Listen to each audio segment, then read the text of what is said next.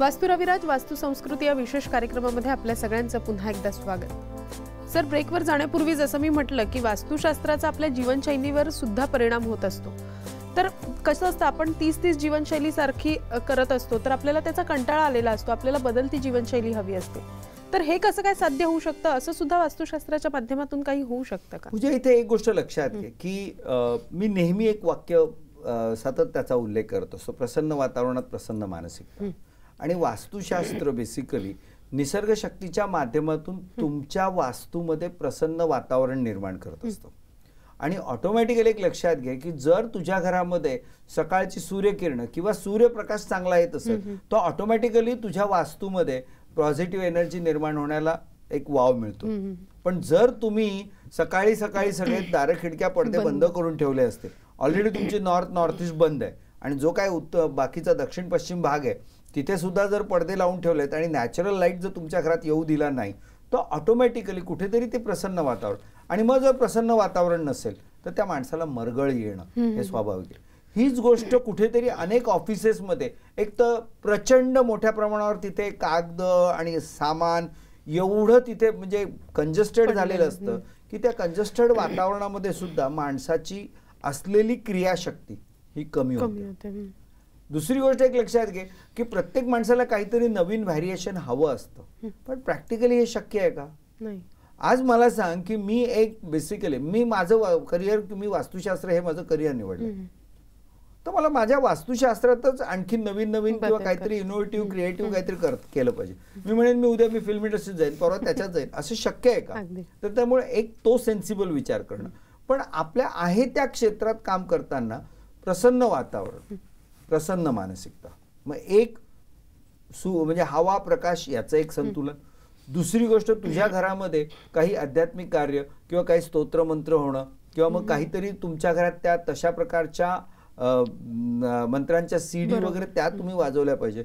त्याच पद्धतीने तुमच्या घरात जर काही पिरामिड यंत्र याच्या माध्यमातून जास्तीत जास्त पॉझिटिव्ह एनर्जी आणली पाहिजे, निगेटिव्ह एनर्जी खतम केली पाहिजे, हे जर केलं तर तुमची ऊर्जा शक्ती ती जास्त वाढेल आणि तुम्ही चांगलं काम करू शकता। नक्कीच सर, प्रत्येक ठिकाणी कसं असतं, आपण जेव्हा चांगलं काम करत असतो तेव्हा आपल्या बाजूने किंवा आपल्याबद्दल राजकारण करणारे सुद्धा बरीच जण असतात आणि त्यामुळे त्याचा परिणाम म्हटलं नाही तरी कुठेतरी आपल्या कामावर होत असतो आणि त्यामुळे आपल्याला मानसिक ताण येतो। हे बघ, याच्यामध्ये बेसिकली मी पुन्हा एक सांगेल की मगाशी काही वेळापूर्वी आपण चर्चा केली की जेलसी, मत्सरघात आणि राजकारण कशामुळे येतं की तो माझ्या पुढे जाता कामा नये, मग तो माझ्या पुढे जाऊ नये म्हणून राजकारण, म्हणजे त्याच्यासाठी ज्या क्लुप्त्या केल्या जातात ते राजकारण।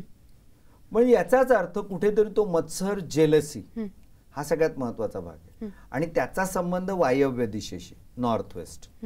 सो पुन्हा तेच आलं की वायव्य बिघडली, जेलसी आली, तिला कंट्रोल करायचंय, स्वतःची शक्ती, रेजिस्टन्स पॉवर वाढवा, म्हणजे दुसऱ्यांच्या जेलसीला काउंटरॅक्ट करणारी स्वतःची पॉझिटिव्ह एनर्जी वाढवा आणि नॉर्थवेस्टचे वास्तुदोष घालवा। ऑटोमॅटिकली राजकारण करणाऱ्यांना, पाय ओढणाऱ्यांना सहज तुम्ही शह देऊ शकता। नक्कीच। बऱ्याचदा असं होतं की मी चांगलं काम करते मात्र माझ्या कंपनीची वाढ होत नाही किंवा मी जे काम करते त्याच्यात मला कुठेतरी बढती मिळत नाहीये, तर म्हणजे याच्याबद्दल मी आता असं म्हणेन की आज आपल्या कार्यक्रमामध्ये ना आमचे 2 ग्राहक आहेत, त्यांच्या कमेंट्स आपण आता पाहणार आहोत। नमस्कार, श्री स्वामी समर्थ। माझं नाव अनिल यशवंत काळे, मी ठाणे येथे राहतो। माझी ओळख रविराज वास्तू रविराज या संस्थेशी माझ्या मुलामुळे झालेली आहे। माझा मुलगा त्यांच्या मुलाचा कॉलेज मित्र असल्यामुळे ते एके दिवशी आमच्या घरी आले। त्या गणपतीच्या वेळेस दोघंही दाम्पत्य घरी आल्यामुळे त्यांनी आमच्या घराची पाहणी केली आणि त्यांनी दीपक जोशी हे त्यांचे वास्तुशास्त्र आहे शास्त्रज्ञ, त्यांना आमच्याकडे पाठवलं। त्यांनी घराची पाहणी केली, घराचा आराखडा तयार केला। घराचा आराखडा केल्यानंतर त्यांनी त्याच्यावर रेमेडीज काय करायचे हे सुचवलं। ते सुचवल्यानंतर त्याप्रमाणे आम्ही रेमेडीज घरी केल्या। त्यामुळे माझ्या नोकरीमध्ये जो काही प्रॉब्लेम मला येत होता, म्हणजे वरिष्ठाकडून जो काही दबावाचा प्रॉब्लेम होता तो नाहीसा झाला आणि मला पाहिजे त्या ठिकाणी चांगली बदली मिळाली व माझी नोकरी व्यवस्थित आता चालू आहे। तर ह्याप्रमाणे माझा घरातील बऱ्याचशा बाधा होत्या त्या सुद्धा बऱ्या प्रमाणात दूर झाल्या. पुढील हे माझी मिसेस. मी रोहिणी नील काळे. मुलांमुळे तर आमचा दोन्ही श्री रविराज अहिरराव आणि मंजुश्री अहिरराव यांच्याशी परिचय झाला. ते दोघेही अत्यंत विद्वान आहेत आणि ते दोघांवरती ना स्वामींचा वध असते असं मला वाटतं. ते इतके पटकन प्रॉब्लेम समजून घेतात आणि त्याच्यावर सोल्युशन इतकं पटकन दिलं ना त्यांनी की आम्हाला त्याच्यावर एकदम विश्वासच बसला. आणि असंही नाही की सामान्य माणसाची कुवत बघून ते तसंच सुचवतात. उगीच हे तोडफोड करा, हे करा, हे सहसा कोणाला जमत नाही. तो विचार करूनच ते मग बिना तोडफोड करता ते त्यांच्यावरती आपल्याला सोल्युशन देतात. आणि त्यांचे जे वास्तू एक्सपर्ट आहेत दीपक जोशी, ते आमच्याकडे आले होते.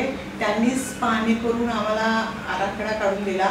आणि मग त्याच्यानंतर मॅडम मंजुश्री अहिरराव आहेत, ते आपल्यावरती मग काय करायचं, कसं करायचं, स्तोत्र वगैरे ते सगळं सुचवतात. या दोघांच्यामुळे आमच्या आयुष्यात खरंच खूप फरक पडला. मुलाला मध्यंतरी बरं नव्हतं, पण त्यांनी सांगितले की तुम्ही ईशान्य दिशेला देव ठेवा. आणि खरंच त्याच्यानंतर त्याच्यामध्ये खूप फरक पडला.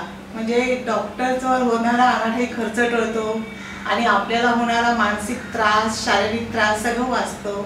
तर याचं श्रेय आमचा आता जो संसार व्यवस्थित चालू आहे याचं श्रेय मी मंजुश्री अहिरराव आणि रविराज अहिरराव यांना देते. नमस्कार, मी सौ कविता अजित दामले. 2004 पर्यंत आमचं कुटुंब एक मध्यमवर्गीय कुटुंब होतं.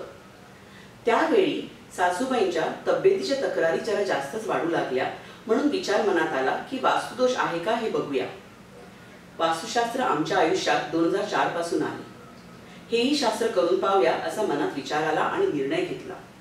डॉक्टर रविराज अहिरराव यांचे वास्तुशास्त्र इव्हॅल्युएशन करून घेतले आणि जानेवारी 2005ला आम्ही वास्तू रविराजचे रेमेडीज लावून घेतले.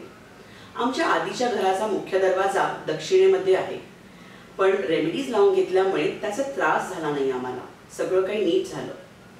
2005 पासून आम्ही सकारात्मक बदल, पॉझिटिव्ह चेंजेस ह्याचा एक्सपिरियन्स घ्यायला लागलो. त्या दरम्यान माझ्या मिस्टरांना एका मल्टीनॅशनल जर्मन कंपनीमध्ये उच्च पदावर नवीन नोकरी लागली. मलाही एका नामांकित बँकमध्ये मॅनेजर म्हणून प्रमोशन मिळाले. बाळाचं आगमन याची चाहूल लागली आणि आयुष्य आनंदमय झालं. 2005 पासून आम्ही अगदी सकारात्मक बदल बघितले. त्यानंतर कशाच बाबतीत आम्ही मागे वळून पाहिलं नाही. मुंबईसारख्या महासागरात आज वास्तुशास्त्राप्रमाणे घर घेणे अगदी कठीण आहे आणि त्यात त्यांच्या किमती अवाच्या सवा आहेत. आपण आपल्या आयुष्यभराची कमाई आपल्या वास्तूमध्ये म्हणजेच आपल्या घरामध्ये इन्व्हेस्ट करतो आणि वास्तुशास्त्राप्रमाणे घर हवं असा आजकाल सगळ्यांचाच आग्रह आहे. वास्तुशास्त्राप्रमाणे घर आणि जर वास्तुशास्त्राचे रेमेडीज करून घेतली तर आपल्याला 95% पर्यंत सकारात्मक बदल घडवून आणू शकतो आणि हा माझा स्वतःचा अनुभव आहे. आज माझ्या मिस्टरांना एका मल्टीनॅशनल स्विस कंपनीमध्ये उच्च पदावर मार्केटिंग हेड आणि डिरेक्टर म्हणून नोकरी आहे. मी ही वास्तू रविराज आणि डॉक्टर अहिररावची यांच्या मार्गदर्शनाखाली एक विद्यार्थिनी आणि वास्तुशास्त्र तज्ज्ञ म्हणून स्वतःचा स्वतंत्र व्यवसाय करते आहे. आज मुंबईसारख्या ठिकाणी आमचं प्रशस्त घर आहे, गाड्या आहेत आणि पैशाची चणचण नाही. म्हटलं तर प्रगती आमची सतत चालू आहे आणि या पथावर आमचा प्रवास खूप सुंदर चालू आहे. वास्तू रविराजचे रेमेडीज आम्ही सगळेच करून पाहिले आणि हे नक्की सांगता येईल की त्याचे रिझल्ट्स हमखास मिळतात. आपण सगळेच कष्ट करतो, पण वास्तुशास्त्राची जर का जोड मिळाली तर यश हे आपलेच हे नक्की. धन्यवाद. मेरा नाम सर्वेश बंसल है. मैंने बहुत सीनियर पोजीशंस पे काम किया हुआ है. बाद में मैंने सोचा कि मैं खुद अपना बिजनेस करूं. उसके लिए मैंने एक फार्मा कंपनी ली, फार्मेक्स इंडिया प्राइवेट लिमिटेड. उसमें बहुत मेहनत करता था लेकिन रिज़ल्ट नहीं आ रहे थे. बहुत परेशानी होती थी, काफ़ी चोरियां लगी हुई थी और परेशान रहता था बहुत. उन्हीं दिनों एक एग्जीबिशन में विज़िट किया तो वहाँ पर डॉक्टर रविराज अहिरराव का एक स्टॉल देखा मैंने. वास्तु का स्टॉल था तो जिज्ञासावश मैं उस स्टॉल के अंदर चला गया और वहाँ मैं डॉक्टर रविराज और उनकी पत्नी मंजूश्री जी से मिला। उन दोनों ने मेरी सारी प्रॉब्लम्स बहुत ध्यान से सुनी और बोला ये तो एग्जीबिशन है, इसमें बहुत ज़्यादा समय आपको दे नहीं पा रहे हैं, आपके फैक्ट्री और घर दोनों विज़िट हमें करने पड़ेंगे। तो मैंने कहा आप कर लीजिए। तो उन्होंने फैक्ट्री आकर के बताया कि जो चोरियां हो रही हैं उसके लिए ये 2 दरवाजे हैं आपकी फैक्ट्री में, उसमें से एक दरवाज़ा आप बंद कर दीजिए। और उन्होंने बहुत सारे यंत्र हमें बताए और एक हमारा जो है पानी की टैंकी साउथ वेस्ट में थी अंडरग्राउंड, तो उन्होंने बोला ये इमीडिएटली आप बंद करिए और नॉर्थ ईस्ट में अंडरग्राउंड टैंक बना के लीजिए। और इसी प्रकार से जो टॉयलेट्स थे उनको हमारी प्रॉपर्टी से सेपरेट उन्होंने कराया अपने यंत्रों के द्वारा। इस प्रकार से फैक्ट्री में काम किया और घर पे भी उन्होंने हमें कई रेमेडीज़ दी। बेड के अंदर में भी जो है एनर्जी के पिरामिड्स वगैरह लगाए हमने। तो उन सब की वजह से मेरा जो है फैक्ट्री और काम जो है धीरे धीरे लाइन पे आ गया और आज हमारी कंपनी जो है WHO कर रही है और कर ली है। मैं समय समय पे डॉक्टर रविराज जी से सलाह लेता रहा जब भी मैंने कोई नई मशीन डाली या कोई नया काम किया, और उनकी मार्गदर्शन की वजह से मैं आज यहाँ तक पहुँच गया। और जो मेरे को इनपुट, जो एनर्जी मैं डालता हूँ, जो काम करता हूँ, उसका मेरे को उतना पूरा फ़ायदा मिलता है। मैं सब दर्शकों से भी यही कहूँगा कि आपको वास्तु के अंदर विश्वास रखना चाहिए। वास्तु एक बहुत अच्छी साइंस है और जिसकी वजह से जो है हमारे जीवन में खुशहाली और समृद्धि आ सकती है। और मैं तहे दिल से डॉक्टर रविराज जी का और मंजूश्री जी का धन्यवाद देना चाहता हूँ, जिन्होंने मुझे मेरी मुश्किल की घड़ी में जो है सहायता की और सही मार्गदर्शन दिया। धन्यवाद। पुन्हा एक छोटीशी विश्रांती घेऊन आपल्या कार्यक्रमामध्ये आपण लगेचच भेटतोय। मात्र तुम्ही कुठेही जाऊ नका, पाहत रहा आमचा विशेष कार्यक्रम वास्तू रविराज वास्तू संस्कृती।